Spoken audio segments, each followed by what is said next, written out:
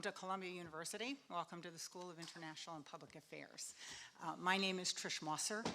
I am the director of CEBRA's Initiative on Central Banking and Financial Policy. I also direct the Masters in Public Administration program in Economic Policy Management. But maybe as important as all of that, down deep, I'm a central banker. I was one for more than 20 years at the Federal Reserve Bank of New York. And so I'm very, very pleased to again co-host CEBRA's annual meeting with my friends and former colleagues at the New York Fed. We last co-hosted this event in 2019. That seems like almost a lifetime ago at this stage, sadly. And while many, many things have changed in the last 4 years, for example, there's Zoom in every classroom now, it's wonderful that we're back and we're all back in person, and there are people from literally all over the globe who are here. We have a jam-packed couple of days, so I don't want to delay any longer. We'll get going. One of our panelists is running just slightly behind schedule, but he'll be here in just a couple of minutes. Instead, I want to jump straight into the opening panel discussion on policy challenges for central banks. The last couple of years, frankly, have been almost a regime shift in central bank policy making. As the sort of economic paradigm that has persisted for the previous 15 years or so, low inflation, relatively lackluster growth in the advanced economies at least, exceptionally low interest rates around the globe. That whole scenario has basically been flipped on its head. And so today's panel is going to talk about how we got here, what it will take to truly get inflation back to where we want it to be, and importantly, what the economic and financial stability implications of the really massive changes in policies are going to have been and are going to be. I'm really, really pleased. We have a great lineup of speakers to kick this off. I'm going to keep their intros very, very short. These people don't really need much of an introduction. And I'm going to go in speaking order here. So I'm starting, the first speaker will be Lorie Logan, who is the president and CEO of the Federal Reserve Bank of Dallas, a post that she took last September. Prior to that, she had a long and distinguished career at the New York Fed, most recently as the System Open Market Account Manager, and that's Fed speak for being responsible to the FOMC for the implementation of monetary policy in the United States. Even more importantly for today's gathering, she just happens to be an alum of the School of International and Public Affairs at Columbia, so we're really thrilled she's back. Next will be Donald Kohn. Don holds the Robert V. Russa Chair in International Economics at the Brookings Institution.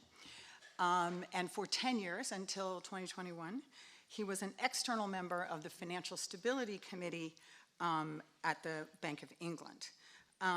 Last and certainly not least, particularly for today's discussion, Don had a 40-year career at the Federal Reserve Board of Governors, where he served as vice chair from 2002 to 2010. The third speaker, who should be here in just a couple of minutes, is Guillermo Ortiz. Guillermo is the treasurer of the Group of 30 Consultative Group, as well as a partner in PDG Pacula, and the chair of the Per Jacobson Foundation, and frankly, a list of advisory roles, I believe including at the Dallas Fed, that are too long to mention. Importantly for today's conversation, for 12 years, he was the governor of the Bank of Mexico from 1998 through the financial crisis in 2009. There he is. Perfect timing. Perfect timing. So in terms of logistics, each of the panelists is going to make a few opening remarks, and then I'm going to have questions. After that, I'm going to pose a couple of the questions that some of the audience sent in advance. And then last but not least, we'll open it up for a question or two from the floor. So, Lorie, you're on. Great. Thank you, Trish, for the introduction. It really is great to be back here at CEBRA. It's also great to have the opportunity to talk about current policy challenges with you and with Don and with Guillermo. Great to see you. So I thought I'd open today's panel with some thoughts on the U.S. economic outlook and the monetary policy response. And to bring it forward and put it concisely, I remain concerned about whether inflation will return to target in a sustainable and timely way. And I think more restrictive monetary policy will be needed to achieve the FOMC's goals of stable prices and maximum employment. So I'll start first with a couple of observations on the economic outlook and then turn to the monetary policy response. So both inflation and the labor market came in hotter than expected over the first half of 2023. And while the final data for the second quarter aren't in yet, it was clearly pretty hot too. Core and trim mean inflation measures continued to run around 4%, twice our target. And statistics like these that filter out especially volatile prices give an important signal of where overall inflation is headed. And while labor market indicators have eased, the overall pace of rebalancing remains slower than we previously expected. The economy has added an average of 314,000 jobs per month this year. Job openings remain far above the level of 2019. Layoffs remain low, and there's no indication of an abrupt deterioration in labor market conditions.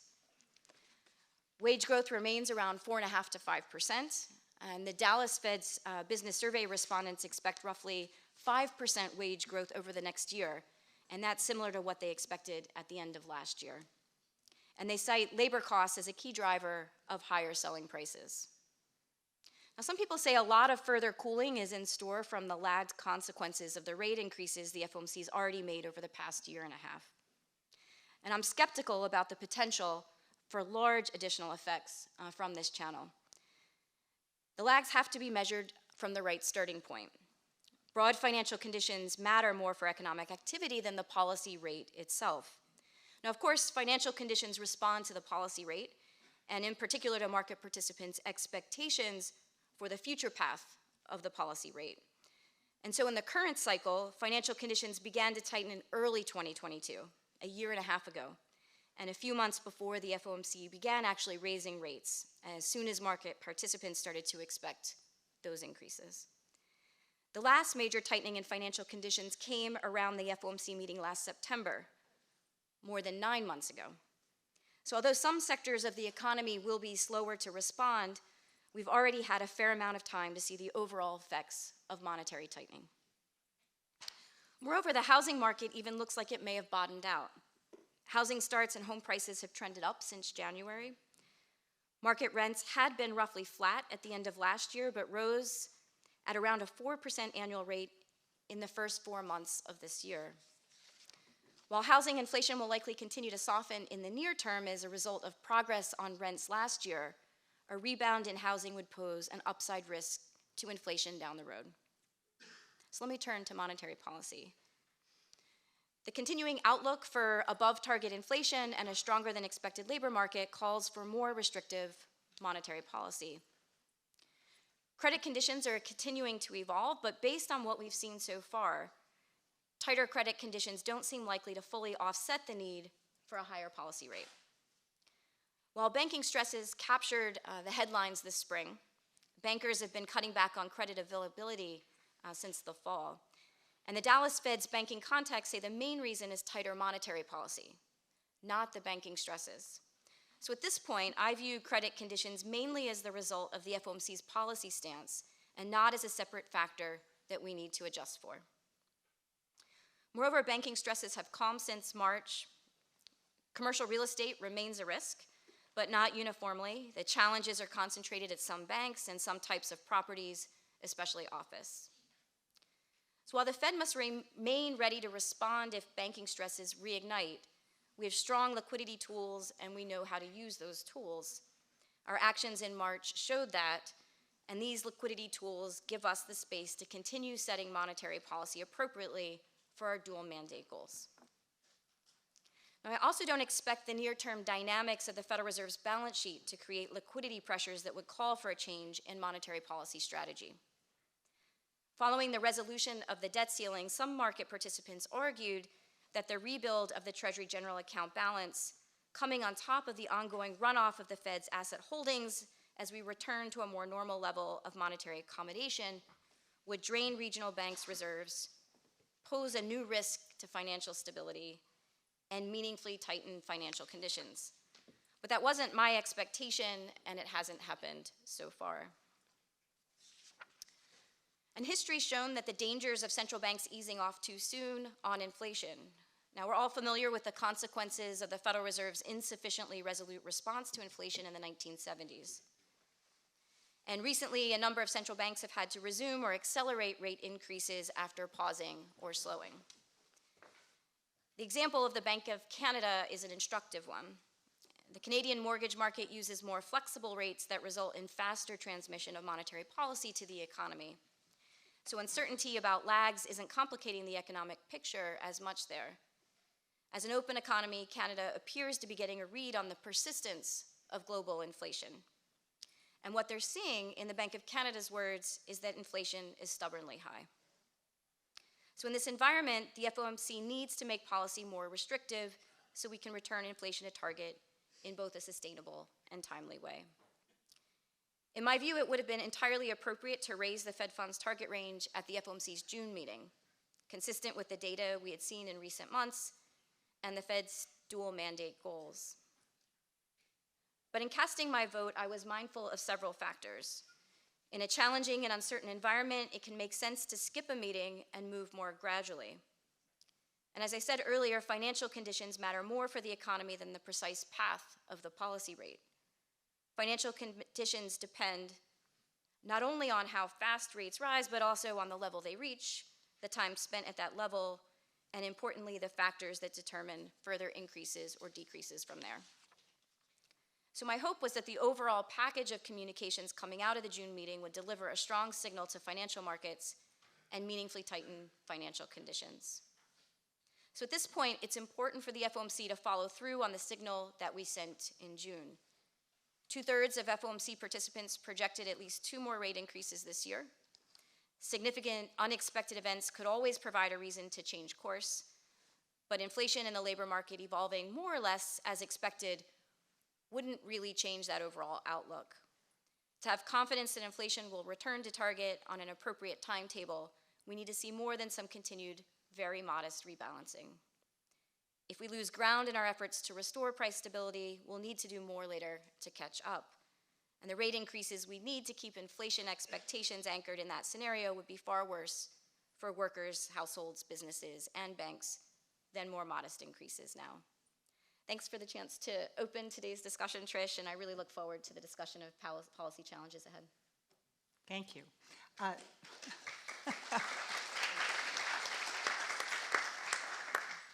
So I'm going to go a little out of order here and ask Don to go next. We'll give Guillermo a chance to rest since he had a dash in the room. Right. Don, please. Right. Thank you, Trish. Great to be here. Thanks for including me on this panel with Lorie and Guillermo. You asked me to address a couple issues. One was policymaking under uncertainty. I'm going to do that very briefly. And the other one was the intersection of monetary policy and financial stability, and I'll go into that in a few more minutes. So policymaking under uncertainty. I think, we're always policymaking under uncertainty, right? That's the state of the world. It's been particularly acute in the last few years. You don't have a lot of empirical evidence about what happens when you come out of a global pandemic, right? So the models are of less usefulness, et cetera. So I think uncertainty and an invasion, a land war in Europe, global pandemic, it's been very uncertain times about how people will react, and very, very aggressive fiscal policy in the middle of all that. So I think just 2 phrases that I keep in mind when I'm thinking about policy making under uncertainty. One of them is one that Jay Powell likes to use, humble and nimble. So I think we need to acknowledge what we don't know, be aware of it, Don't get locked into a story that you know what's going to happen and you have to pursue that. You've got to be open to new information. Nimble. So on the nimble side, I think you have to be very careful about forward guidance on monetary policy. No one, we just heard Lorie's best guess that financial conditions need to tighten, and she has to make that statement. I mean, that's what the decision, the judgment she needs as a policymaker to move forward. But I think it's a mistake. Lorie did not make this mistake to get locked into a certain set of policy actions ahead of time, feel like you're committed to taking those actions, and then things change and you can't make, and it's hard to make the change. So I think the forward guidance, and I think Jay Powell's been very smart in this regard also, because he's pulled back the forward guidance. He says there are these set of dots and expectations, but we're making decisions meeting by meeting. I'm not giving you a bunch of guidance about what's going to happen over the remainder of the year. So I think that's important. That's part of humble and nimble. And the other phrase that I like, and one that is embodied by Lorie's presentation, is risk management. So what could go wrong? What's the thing that could go wrong that would hurt the economy the most in the current situation, and take out insurance against that? So right now, the starting point is high inflation. What could go wrong is that high inflation getting embedded in expectations. And what you heard from Lorie was determination, risk management against embedding inflation in expectations, a determination to move against that, not to back off too early. And that's exactly the position that the Federal Reserve needs to be in right now. Now, I think going back to humble and nimble, I know that the policymakers at the Fed will remain aware that that situation could change. They will get information that says that the economy is softening, that inflation pressures are coming down, and they need to be ready to move when that happens. So that's my policy making under uncertainty. Let me talk for a few minutes about the intersection of monetary policy and financial stability. Certainly we've seen lots of illustrations, reminders in the last few years about this intersection.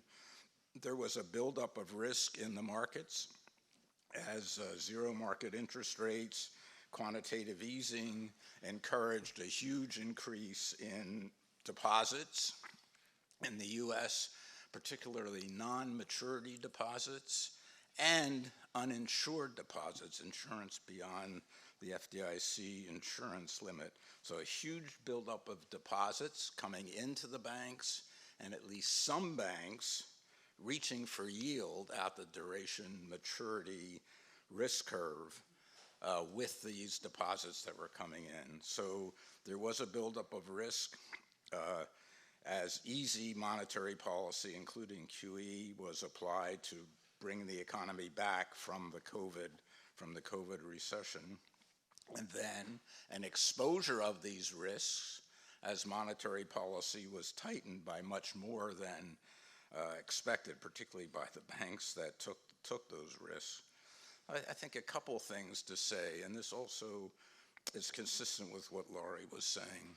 So to some extent, to considerable extent, this easing of credit conditions when policy is easy and tightening of credit conditions when policy tightens is entirely expected. It's what's supposed to happen when monetary policy eases and when monetary policy tightens. Part of this build goes through a credit channel for monetary policy. I think Ben Bernanke's Nobel Prize reflected his recognition how important that credit channel was in the Great Depression, but also the work he had done with Mark Gertler and others, building out the credit channel. So in effect, the credit channel, the easing of credit conditions was helping monetary policy do what it needed to do. The tightening of credit conditions is helping monetary policy needs to achieve its goals. And the policymakers, as you heard, will take that tightening into account. And if it's more than they expected, they'll back off a little bit. They won't tighten so much on rates. They're very aware of this.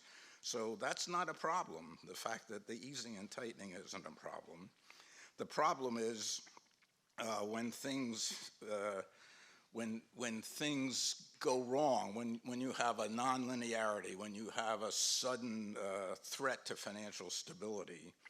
Now, so far, I think threats to stability that have popped up have been addressed by financial stability targeted interventions. Think about the Bank of England and the threats to stability that came from the liability-driven investments by insurance companies. Temporary purchases in the gilt market help to hold that threat off. Think about the problems in the U.S. That were triggered by Silicon Valley Bank and a couple other banks that failed earlier. The deposit guarantees, bank term funding programs in the U.S., they help to damp down these threats to financial stability. It wasn't necessary for monetary policy to back off from its emphasis on getting inflation back to 2%. So it's really important to recognize that the central banks have these tools. They can deploy them. As Lorie said, they know how to deploy them, and they can keep tightening monetary policy even as they fight against these threats to stability. This is the separation principle.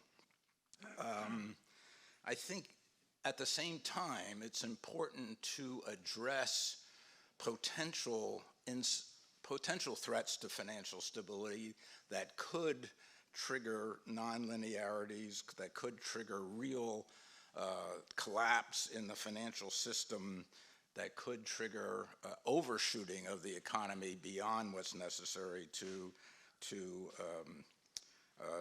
contain inflation. And here I would highlight two things that I think, at least in the U.S. and I think globally as well, the second one is just U.S., but globally, that have come out of the recent experience in part. So one of it is about bank liquidity and the intersection of liquidity risk, interest rate risk, capital credit risk, concentration risk. Think about Silicon Valley Bank. All that stuff came together. They started to lose deposits as interest rates rose. The flight of deposits picked up and in order to meet that liquidity, demand for liquidity, they had to sell securities that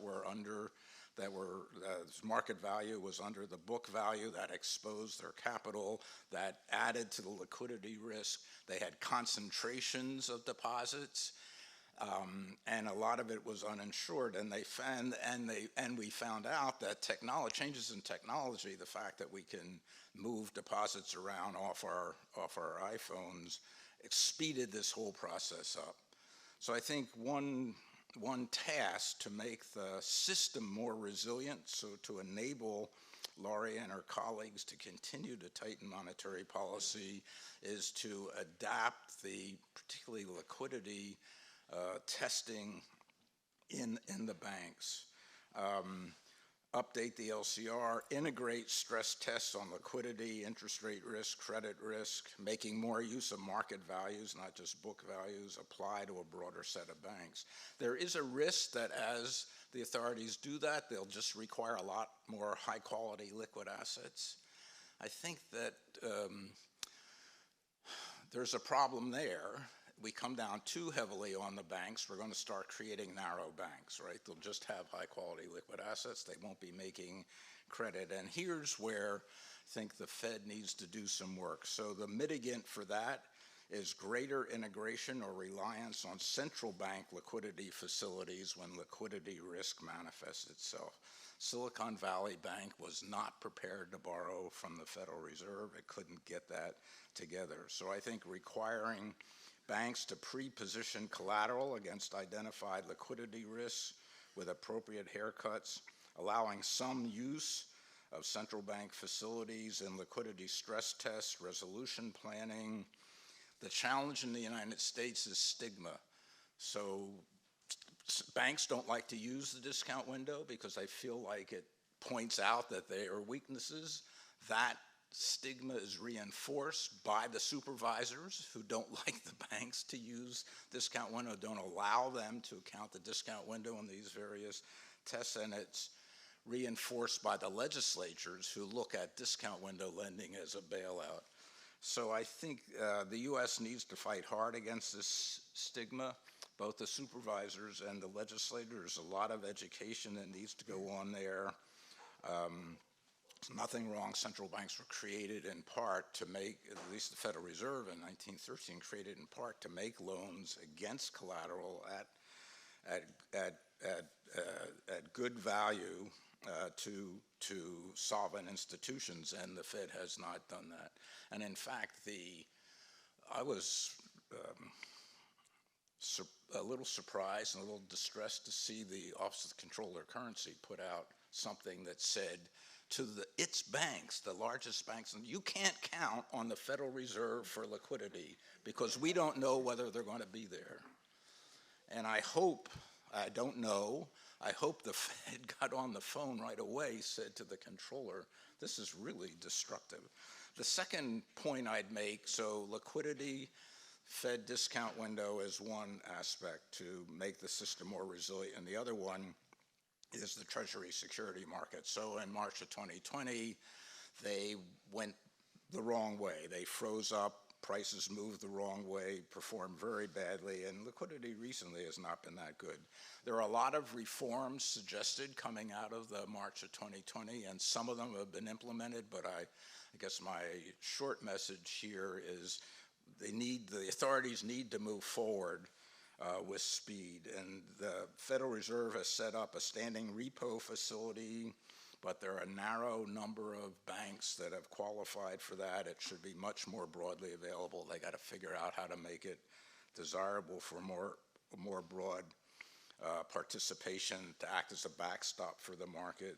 They're moving forward on central clearing.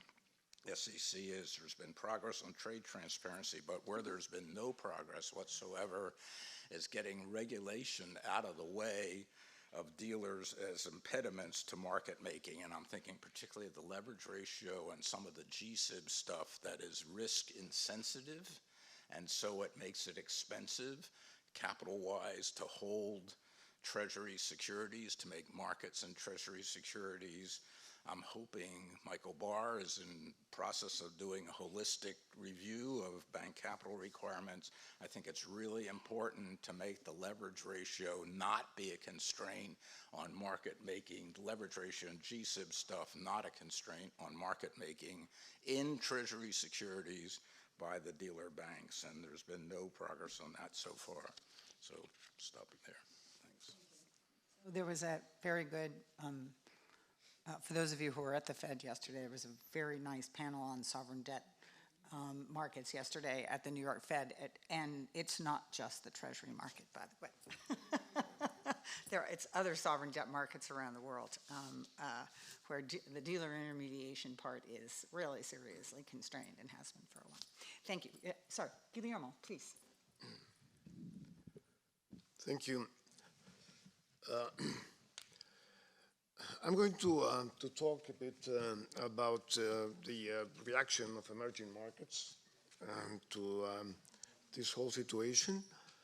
But first, I'd like to pick up on Don's initial words in uncertainty, humility, and nimbleness.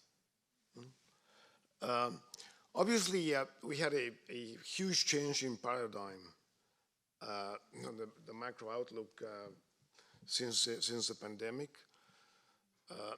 In the wake of the global financial crisis, central banks were facing a deflationary environment.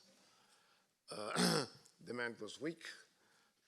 Thought that the economy was stuck on secular stagnation, and the preoccupation was that central banks were missing their inflation targets consistently, but the other way around. I mean, they couldn't get to the 2%, and interest rates were at zero lower bound, and so on. So that's when central banks started using non-conventional tools, and started increasing the size of the balance sheets. And this is important because this is a precedent to what happened later. Then came the pandemic, and we all know what happened. Multiple shocks, overlapping shocks, supply shocks. Initially, there was an inflationary spike, from the price of goods. There's dislocation of supply chains and so forth. And of course, governments reacted to the increase in price of basic goods and the spike of unemployment that we saw right after the pandemic, with fiscal stimulus. In the case of the US, it was a massive fiscal stimulus in both the previous administration and the current administration. But this was not limited to the US. All developed markets stimulated, followed stimulative fiscal policies, including emerging markets. So everybody was on the train. Of course, eventually this sparked inflation, and the invasion of Ukraine was just adding gasoline to the fire. Right? So we understand all these sequence of events, and what is more difficult for me to understand, and this has to do with the issues of uncertainty and humility, is why is it that the central banks were not able to give a diagnosis of what was going on? Okay? They held to this transitory version of inflation for way too long. I mean, I understand, and here with two very knowledgeable people on this. Obviously, the models that central bank use are not equipped to deal with these kind of multiple supply shocks and so on. But the models are just an input on the decision-making process. So it was difficult I mean, this was a leap of faith, because the arithmetic of the fiscal stimulus and the output gap was so obvious, was pretty simple. It was pointed out by prominent economists that, in early 2021, Olivier Blanchard and Larry Summers and Furman, central banks, and the Fed in particular, started saying that, no, this is a temporary thing, and our book says that you don't respond to supply shocks, because they'll vanish. And anyway,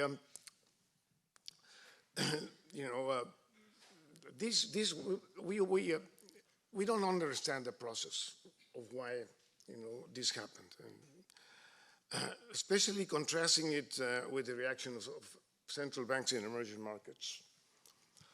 As early as May 2021, the Central Bank of Brazil started raising rates.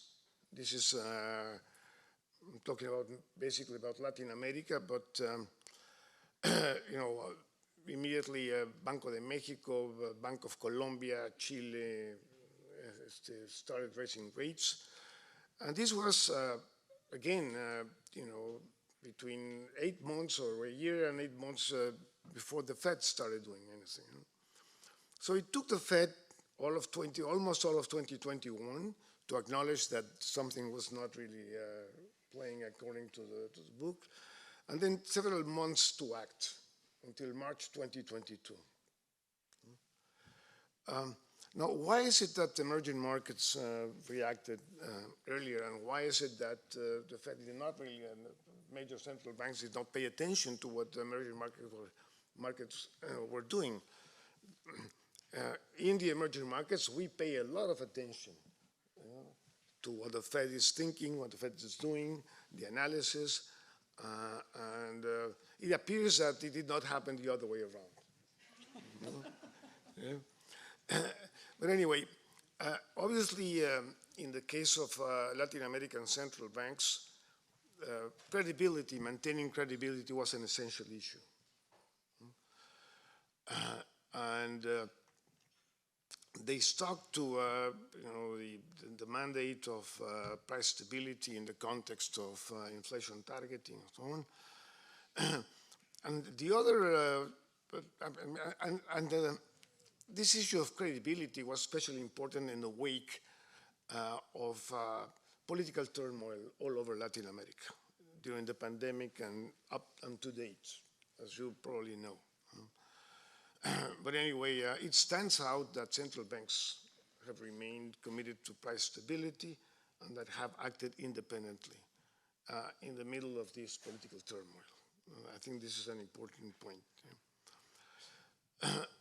The other concern of emerging markets was, of course, capital flows.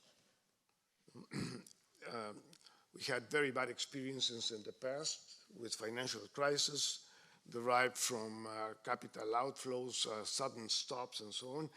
So if you remember, in the initial phase of the pandemic, there were very substantial outflows from emerging markets. It didn't last long, fortunately, because mainly because of the stimulus and the monetary expansionary measures taken by the developed market central banks. But nonetheless, it was a big concern, capital flows. Now, well, capital flows and, of course, financial stability consequences of these sudden movements. But interestingly, in the case of Latin America, most countries have deepened capital markets considerably. So the impact of capital outflows is much less severe than in the past.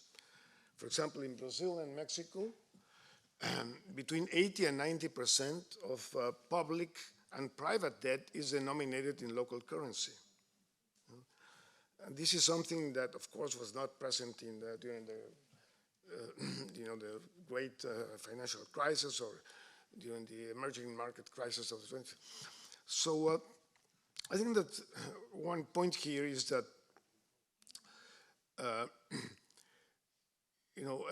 I mean, emerging markets learn from their mistakes in the emerging market crisis of the last part of last century, the beginning of this century. And it's notable, for example, that neither during the great financial crisis, not in this episode, we have had any major issues of financial stability in emerging markets. There have been there were a few, minor, bank failures, and particularly non-bank banks, but nothing significant in Latin America. So the sort of regulatory framework and supervisory framework installed after the different crises has worked, in the sense that it's notable that no emerging markets, either during the great financial crisis or now, has suffered a major financial dislocation. Finally, in relation to emerging markets, I think that the policies implemented are beginning to work. Inflation is clearly on the way down. Obviously, we have some stubborn core inflation as everywhere else, but central banks in Latin America are now in a position to initiate an easing cycle. This will probably happen very soon in some central banks, but almost all of these banks will probably start easing before the Fed. And this is also something quite novel. So where do we go from here? Let me conclude with a couple of thoughts here. Immediate challenge, of course, is to calibrate the current stance of monetary policy to these circumstances. I think this has been obviously a discussion here that that Lorie and Don have been put a lot of elements together, but this uncertainty that Don was referring to is very much present. Will the most heralded and not, announced recession materialize? Will it be a shallow recession? Will it be a hard landing? What's going to happen with the issues of financial stability going forward? I mean, have we seen the worst of the banking crisis, the current banking crisis? Probably we have, but have we looked enough outside the banking sector? So the sort of build-up of very large balance sheets, the difficulties in, in envisaging, what happens to the balance sheets over the medium term, that is a key question in my view. And this probably will be, we'll discuss this. But apart from the immediate concerns of calibrating policy, we have to rethink the monetary policy framework.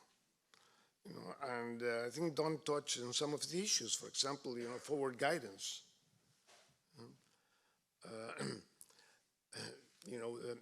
Are we going to put the prestige of the central banks, in guiding forward in such uncertain conditions? Are we risking the independence of central banks? Are we subjecting them to more political pressure? And so these are the questions that are looming there for the future. But I'll stop here. Thank you.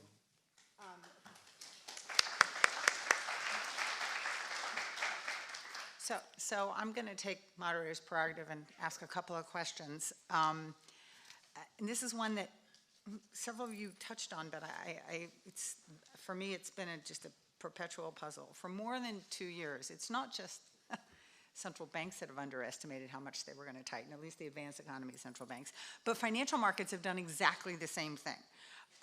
They have consistently underestimated the size and the duration of the monetary tightening that's going to be needed, particularly in the large advanced economies, US, the Euro area most particularly. So my first question is, why do you think this is? Well, where did the bond market, I'm old enough to remember bond market vigilantes, and there seemed to be nowhere in sight this time around.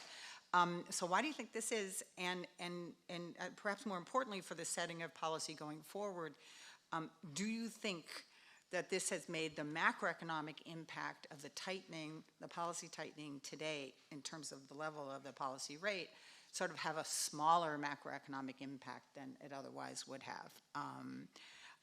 And for whoever wants to tackle this one, do you think this may have increased the financial stability risk too? I'm looking at Don when I say that, but anyway.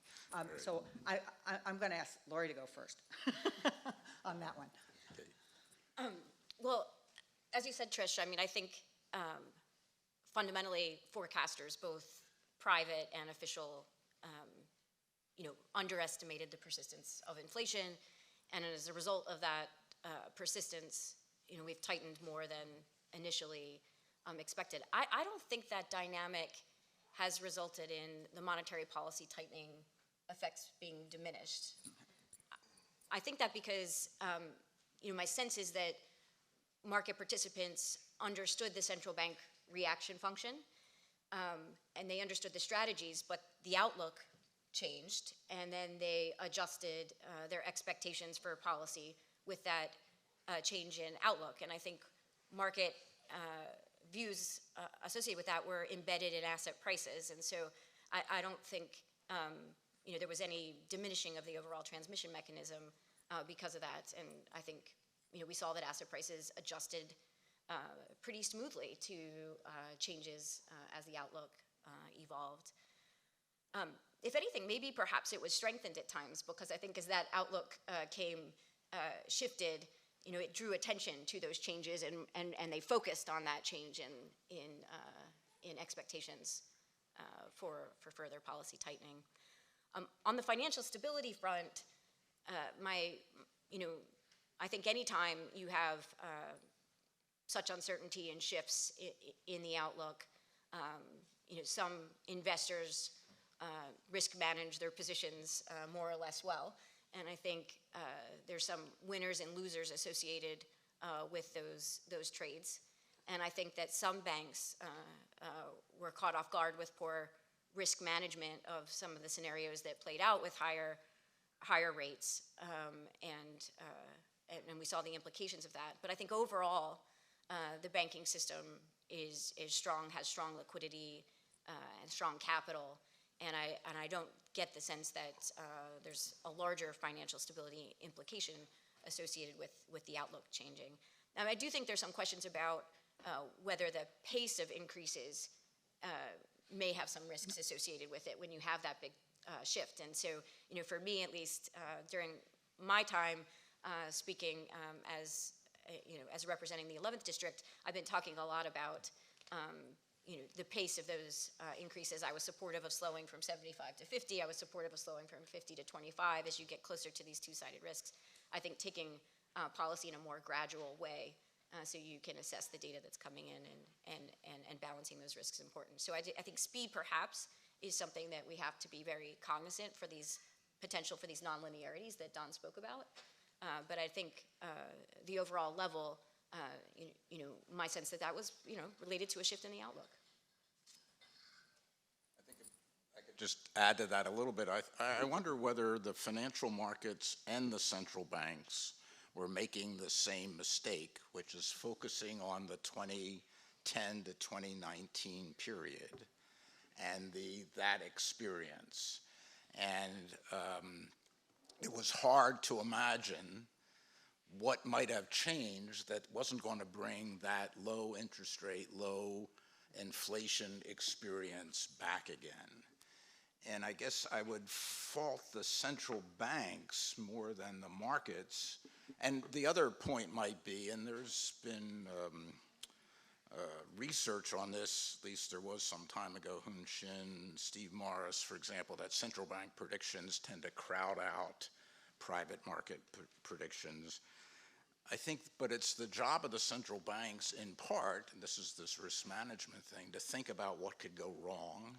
The markets are trying to figure out what's the most likely outcome. I think the central banks, particularly in financial stability, but also in monetary policy, need to think about the tails of the distributions. And the mistake, Guillermo raised some very good issues about why did the industrial countries' central banks not see this coming. And I think they built their Maginot lines around low inflation, low interest rates.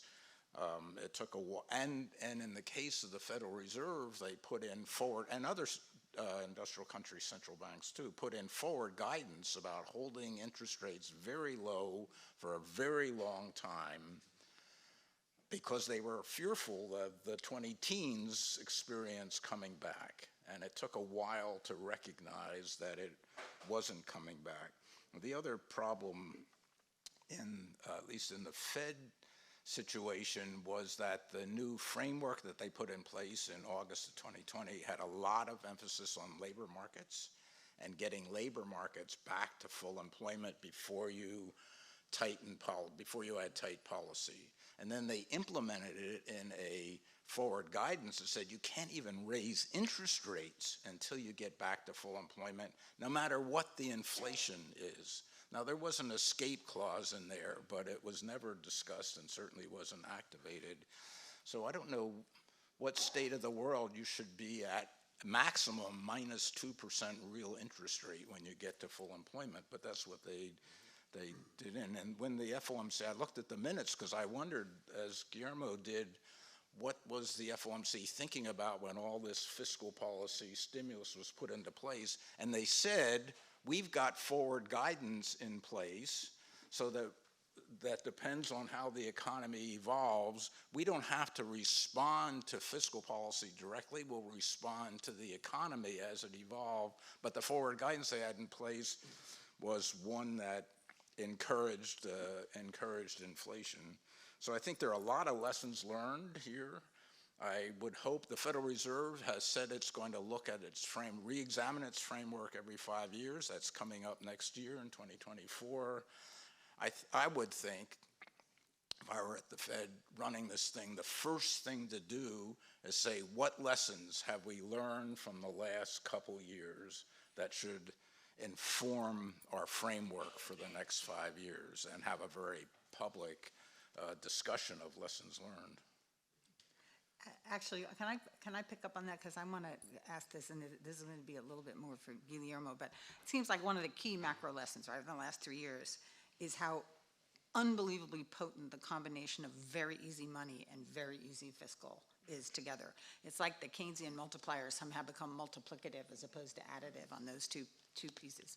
And you know, there was some evidence of this. Certainly I remember there's a Jason Furman paper from about the impact of fiscal policy in the U.S. on after the global financial crisis. But there's really wasn't very much about just how big they were. So I have a question about how central banks and fiscal authorities can kind of better understand and calibrate their policies in the future. And the reason I'm looking at Guillermo is that emerging markets do this much more commonly, frankly, I think, than the advanced economies do, where there's this pretty strict separation principle. So I'm curious, in addition to the financial markets question, if you'd be willing to say something about the fiscal policy side of this too. Well, I just hope first that central banks follow the advice of being humble and nimble, because they haven't been neither humble nor nimble in the past. You know? That's the first point. Why the disconnect between financial markets and Fed? You know, you can look at it two ways. You know, one is that you know, banks, I mean, the financial markets are not believing, you know, what the Fed's saying. It's a communication problem, whatever. You know, that's one line you can reasoning. The other one is that you know, financial markets have too much faith in the Fed, in the sense of saying, you know, this is working. We are going to go back to an area of low inflation soon, you know. And the recent research at the New York Fed by John Williams claimed that the R-star hasn't moved. You know? If R-star hasn't moved, that's kind of validating, you know, what the markets are doing. So you can interpret it different ways. But the humble and nimble stand. Okay. In terms of fiscal and monetary policy, of course, in the case, I mean, in emerging markets, the coordination is a question of essence and survival. If you look at the emerging market crisis, starting with Mexico in '94, and then Brazil, Russia, Turkey, and all. I mean, the main issue was precisely this coordination between monetary and fiscal policy.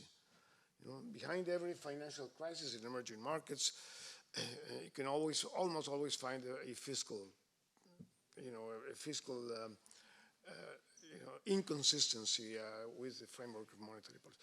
So again, I think that you know, we've learned from the past. Although in some countries, for example, in Chile, the stimulus was huge. You know, and not only the fiscal stimulus, but also the government allowed pension funds to be rated, in the sense that workers had the opportunity to withdraw their savings from pension funds. And this amounted, of course, to additional liquidity, you know, and it's not fiscal policy, but it's quasi-fiscal policy. You know? So the stimulus was huge, and they're paying for it in case of Chile, you know, because, you know, public sector, I mean, and Chile was the model economy in Latin America, as you all know, you know, but something broke there. And now it's getting back on track, but it's costing them a lot. So again, I think this is a fundamental point. And you know, in the case of the U.S., there's also a very political angle here. And I will not get into that, but maybe Don and Lorie, you know, the rest can do that.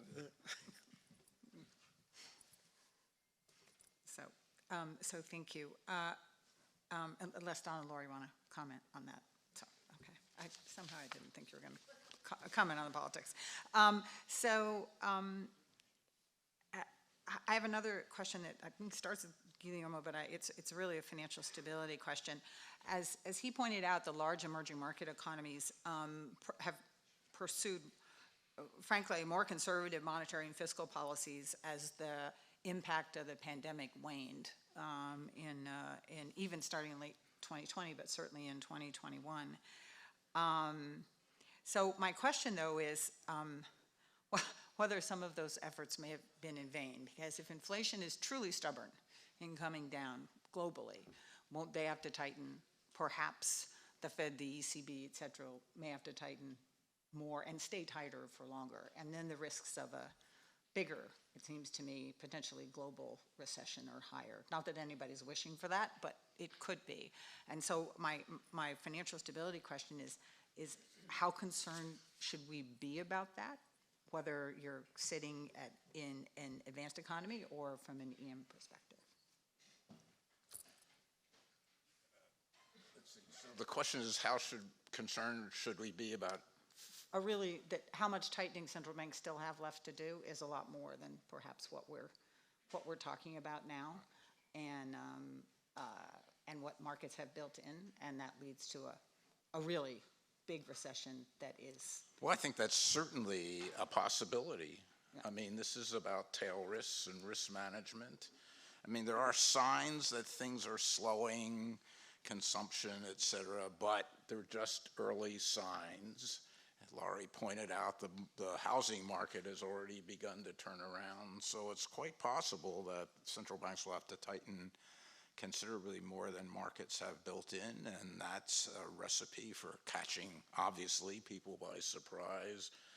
And so I think that just reinforces my desire to have governments act with some authorities act with some urgency to strengthen aspects of resilience in the financial system. And I focused on two, which is the liquidity in banks with the discount window as an effective backstop, and the government securities market. I mean, you can't. The theory of the liquidity LCR is that you can get rid of your high quality liquid assets in a very liquid market. So it's so important that and your point, Trish, is not just the government Treasury, U.S. Treasury government market that's facing challenges, but others as well. Trish, if I could comment on the financial stability implications, because I couldn't agree more with the two vulnerabilities that Don highlighted, and I think it's critical. It's paramount that we focus on those vulnerabilities so that we can focus monetary policy on the dual mandate objectives. So I think it is really important. I was very, very surprised.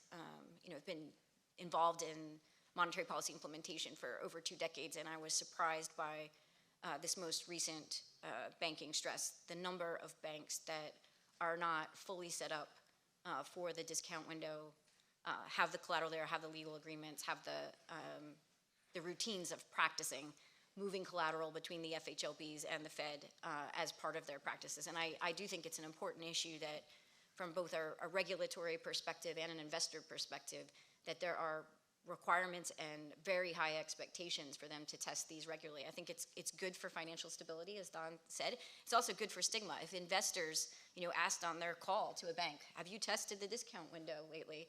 And the bank had to respond, yes, I have done my testing. I think that could reduce stigma associated with that facility either. So I think we need to do changes both on the regulatory side in terms of requiring that type of liquidity preparations, and also it would be good if investors also reinforced that expectation. And on the Treasury market, which I think has a number of non-bank participants in it, I think we've done a number of important steps, particularly the Fed, with implementing the standing repo facility and the FEMA repo facility, and I think that was really important work. But I think there's more to do, and I think central clearing is a key component in addressing some of those vulnerabilities for a whole variety of reasons. How big a risk do you think it is for the rest of the world? Adding to this, I think that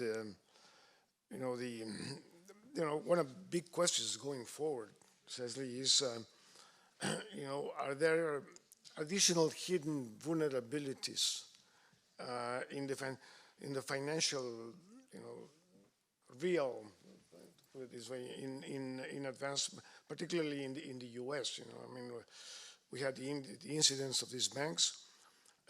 Don mentioned, Lorie also, some dislocations in the Treasury market, which are, they happen and they're very alarming. But you have, pockets in the credit market which are clearly vulnerable. And, I mean, like commercial real estate and building. So, I mean, you can go on and on. I mean, the lesson is that,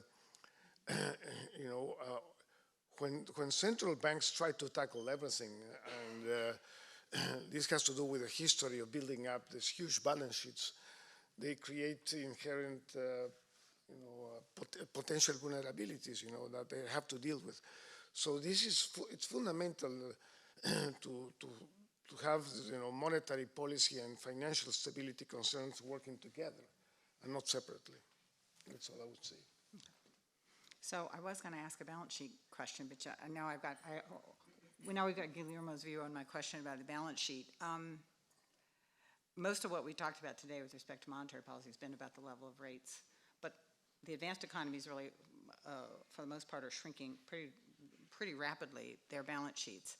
And we know the expansion of those balance sheets contributed to things like why there's so many uninsured deposits in U.S. banks, why liquidity is globally, there's a lot of liquidity sloshing around in many countries.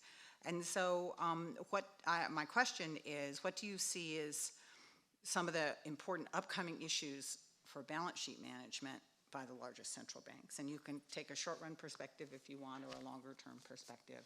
I'm going to start this one with Lorie, since everybody's going to want to know what the Fed thinks, but I'm happy to have everybody else's views too.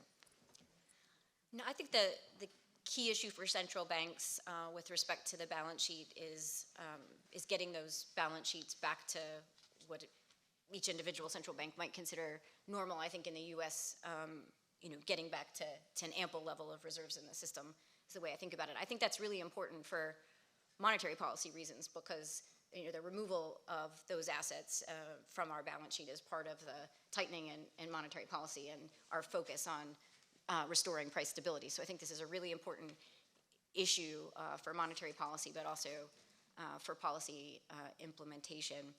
I mean, in the long run, the size of the balance sheet should be determined by the liabilities, but right now the asset side is driven the size of the balance sheet. As we address the credit and economy issues with balance sheet tools, now we find ourselves with very large balance sheets, well in excess of what they need to be in the normal state. There are two things I'd highlight as I think about this. I was looking at the Federal Reserve Bank of New York does a survey of investors and what their expectation is for when the balance sheet might stop shrinking. And I think the median respondent has that in the second quarter of next year, with reserves, I think, between $2.5 or $2.75 trillion, and the overnight RRP still at $1 trillion to $1.25 trillion. And I think that surprised me for a couple reasons. One, I think maybe some have that expectation because they think if the FOMC starts to lower interest rates that they would stop the balance sheet decline. And I really disagree with that assumption. And in my view, if we are lowering interest rates to get back to a neutral position, there wouldn't be a reason to stop the balance sheet decline. That wouldn't be the tools working in opposite direction. Now, of course, there could be a shock that could come that would take you back to the zero lower bound, and then maybe you'd want to start shrinking the balance sheet. But I don't think restoring it back toward the interest rates back toward neutral is a reason to stop the shrinking of the balance sheet. And importantly, I think it's important not to. So I was surprised by that assumption that I think that some may have. I mean, the other that surprised me was that the shrinking, if you thought that the shrinking was going to stop because we had, reduced reserves by too much, with the overnight RRP still at over $1 trillion, the same type of price implications wouldn't suggest to me that we should stop that unwind process. To me, we need to see the overnight RRP get, back to negligible amounts. Maybe it's not zero, but at least to fairly small amounts. And there may have to be some pressure in money market rates for that redistribution to take place. So, I just wouldn't see the same sort of indicators that you might look at to see whether we've returned the balance sheet to an ample level, with the overnight RRP at over $1 trillion. Those same indicators wouldn't mean the same thing to me as they did if the overnight RRP was at zero. So I was pretty surprised by those expectations for that balance sheet, shrinking to stop in the second quarter of next year. My expectation is that we have room for the balance sheet to continue shrinking for quite some time.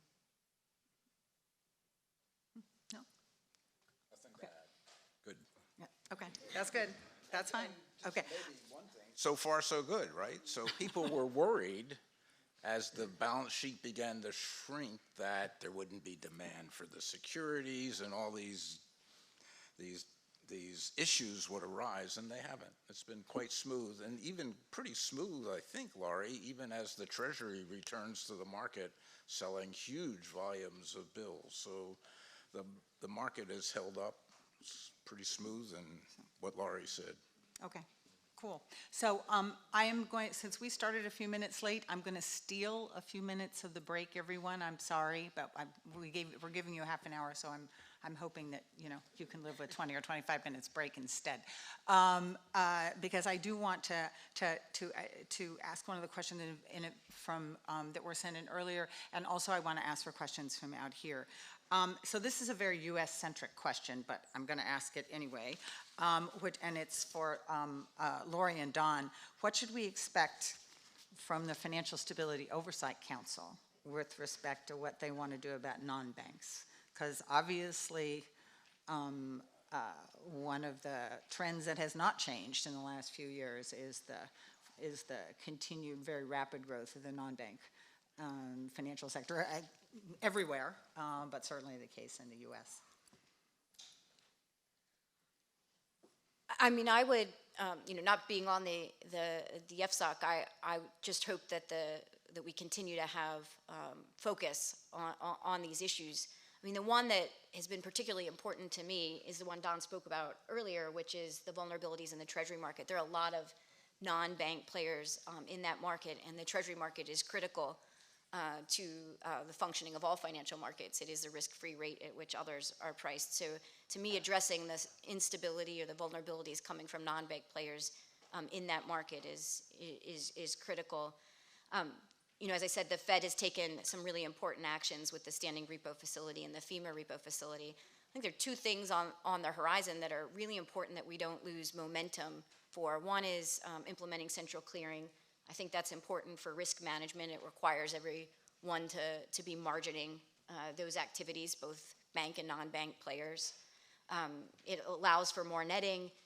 It improves risks around settlement, and it enhances transparency. So there are a whole variety of important reasons that we should move forward quickly to implement central clearing, and maybe that's phased over time with different segments of the Treasury market, given its size and complexity.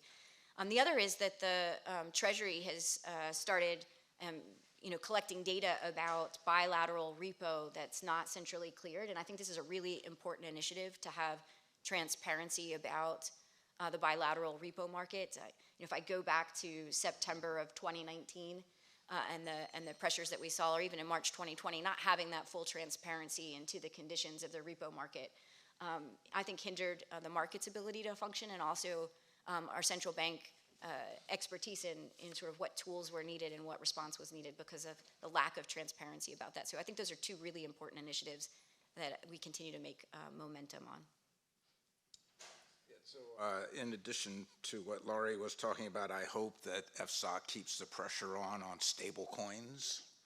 I think that's a very risky, potentially has potential financial stability risk if that were to get going again. And more generally on money market funds, which have twice undermined financial stability in the last 15 years, and open-ended funds more generally, the first mover advantage in a bond fund.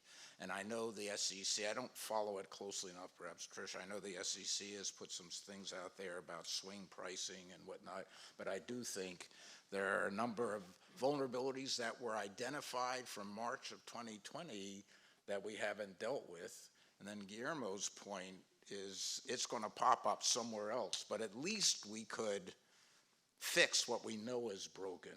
And I applaud the Yellen Treasury for pushing on this, but it's really slow. It's very sluggish.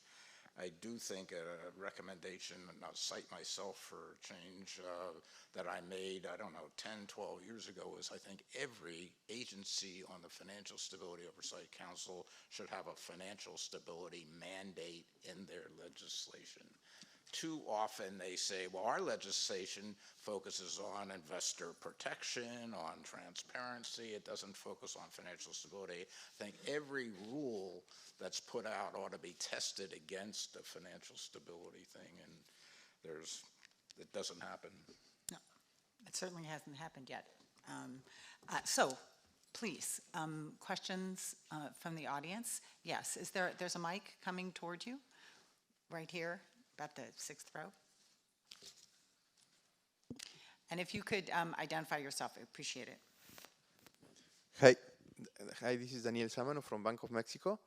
I would like to ask the panelists and to what extent you believe let's say the pre-pandemic, post-great financial crisis or very low interest rates could have let's say, produce imbalances in the financial system that also weighted, particularly in advanced economies' response to inflation. I mean, inflation forecasts could have been wrong, but also there were some imbalances, no?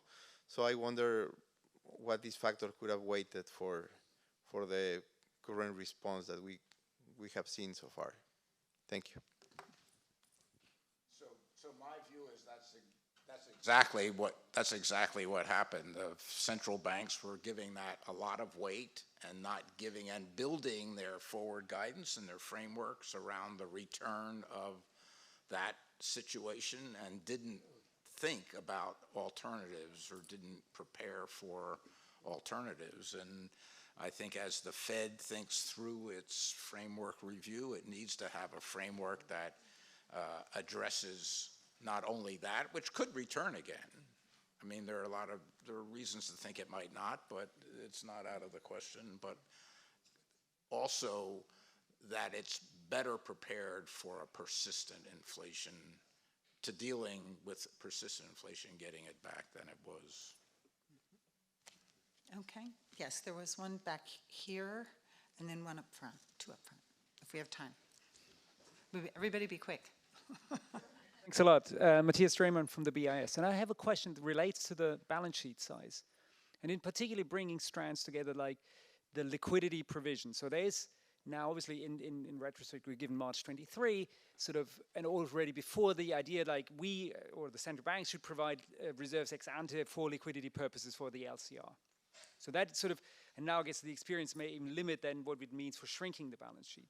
But I want to actually put out Guillermo in the sense like, if I go to Mexico, it takes a very different approach in its balance sheet size and keeps reserves very tiny and to a huge penalty to the discount window. And as it was said, actually financial stability was pretty good in Mexico. So the question is, should we even supply reserves ex ante for financial stability purposes, or how do we think about it even? this question of providing reserves for liquidity? Thanks.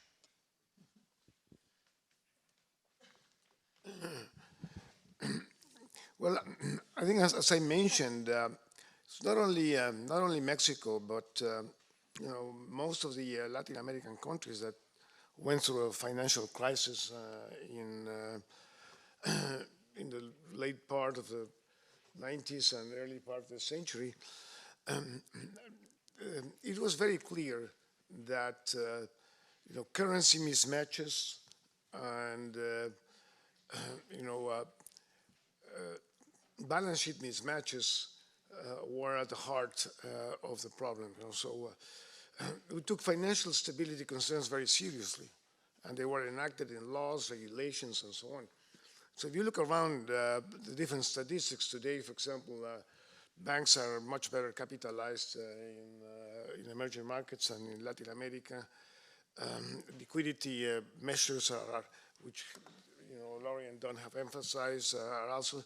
So I think that the reason why Latin America has been resilient, you know, both in terms of financial stability and sort of the economic prospects going forward, you know, which are, at least in the short term, better than expected, is precisely that, you know, that financial stability is an integral part of monetary policy, and there is obviously coordination between monetary and fiscal policy. There's been, even in countries that provided strong fiscal stimulus like Chile and Peru.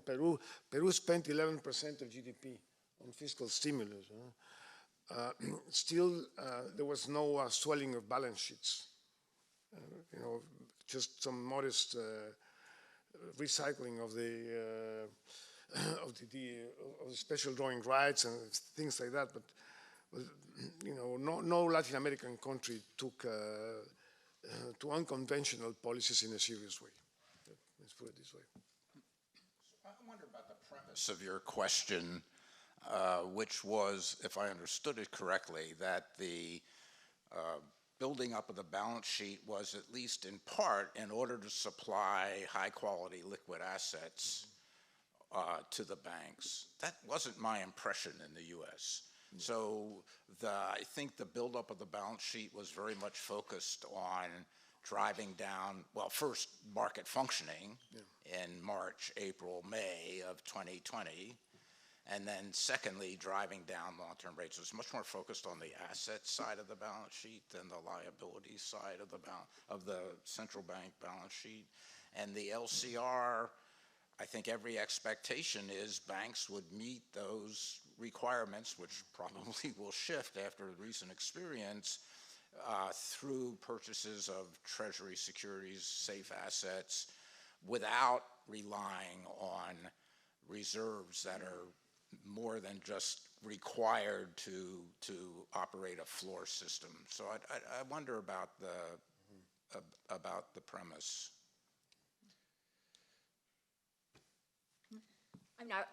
I mean, I would just talk about the benefits, I think, of the ample reserves regime of having more liquidity in the system relative to the previous pre-crisis regime. I do think has some financial stability benefits of having that liquidity in the system. Both, it's important for payment systems, but I do also think it creates some overall stability in the system. The balance sheet sizes we have right now are asset-driven sizes, though, not liability-driven sizes. But I do think the overall regime is supportive for financial stability. Okay, fine. Last question. Yeah. You can. I was going to say you can fight over the microphone. Thank you. I'm Charlie Kimball with the Korea Center for International Finance. BIS Bulletin number 7 earlier this year referred to, analyzed the relationship between money supply and leading to higher inflation in a high inflation regime. I'm wondering what the panelists think the current situation, at least in the United States, of declining money supply foretells? Related? Yes, quick. Brilliant. Highlighting this very important and little known experience that emerging markets have moved much faster and more confidently recently, and actually this is what we are discussing in the next panels here. My question is that when there is such a kind of national club thinking,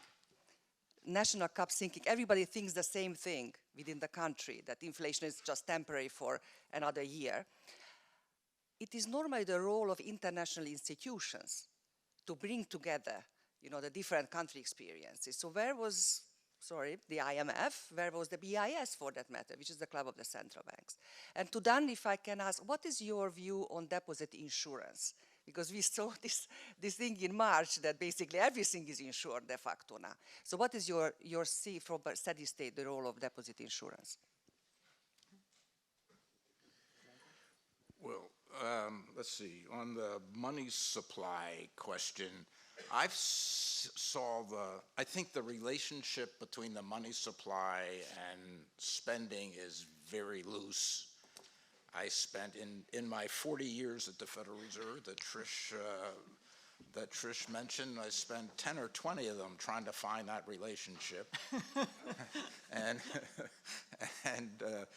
we weren't that successful.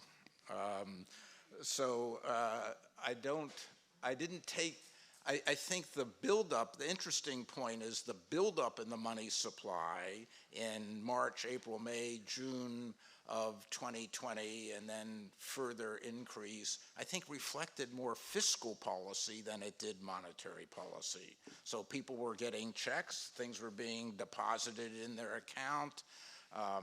Interest rates were zero. There's no reason to take them out and buy bonds, right? So this was this buildup of non-maturity deposits, partly impelled by both with easy fiscal and easy monetary policy working together. I think it was helpful to see that there was this buildup. The people had saved a lot. It was being held in very liquid form. It was available to spend, and they've continued to spend it. One of the factors behind the resilience of the economy, despite the fact that the money supply has been going down for 6 months or so now, is the really spending the excess savings. So I don't see the decline in the money supply as foretelling deflation, for example, in the U.S. I think it's just a drawdown of the excess savings. At some point that runs out, and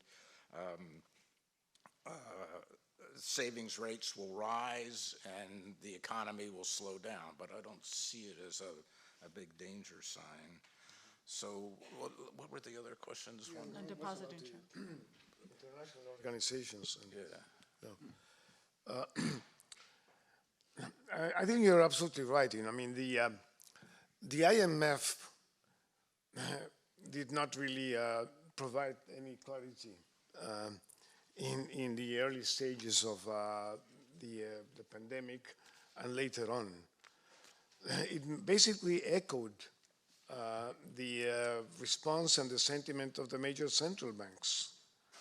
And if the IMF makes a mistake about the inflation projection, nothing happens. I mean, it's not important. They revise it the next time, and that's it. It has no consequence, little consequence. It's not the same with central banks. But I mean, this is a problem of international organizations. That the shareholders are the main government, central banks, and so on. So it's kind of difficult to get a truly independent view from them. But the BIS, I think, no, the BIS often scolds the central banks almost every year. That's right. But it's the problem is that they have done it too much for too long, and they have lost a little bit of credibility. That's true. There you go. There you go. I'm sorry? Deposit insurance. About deposit insurance. It's a tough problem. I don't personally have a strong perspective, I think we're in a very bad place right now because there's an implicit insurance on all deposits. It implies that whatever bank that fails is going to be found systemic. I think it would be, making that insurance explicit would take legislation. I think the chances of that happening are small. I can see some potential for expanding it for transactions, deposits, that kind of thing, to protect smaller businesses, et cetera. But I do think you'd have to deal with the moral hazard of expanding it entirely. It's not an easy problem. And how to get out of the current situation, I think, to somehow reassure people that the banking system, not only the banking system, but all the individual important modes in it are safe, and you can reestablish, you can go back to the legal definition of insured as very, very hard. It's going to take some stress tests and some real tough supervision on these banks. I mean, I would just come at it from the perspective of small banks and small businesses. You know, I've been spending a lot of time traveling in the 11th District in small communities, and those community banks are critically important to those communities. And I think what we saw in the March period was this too big to fail, this discrepancy in the unlevel playing field became amplified during that stress. And I worry about what that means for small banks and small businesses. I think a small business should be able to, leave their operating cash in their community bank without worrying about this issue of deposit insurance. I think that they're not earning interest on that operating account. They're not managing that risk. Exactly what form of reform that we need for deposit insurance, I think deserves a lot more work and ultimately is a decision of Congress. But I think it's really important that we stay focused on it because I think the diversity of the banks in our economy is one of central importance if we're going to have an economy that really serves all the communities. So thank you. Now we've gone way, way over. Thank you all for letting me steal so much of your break. Thank you.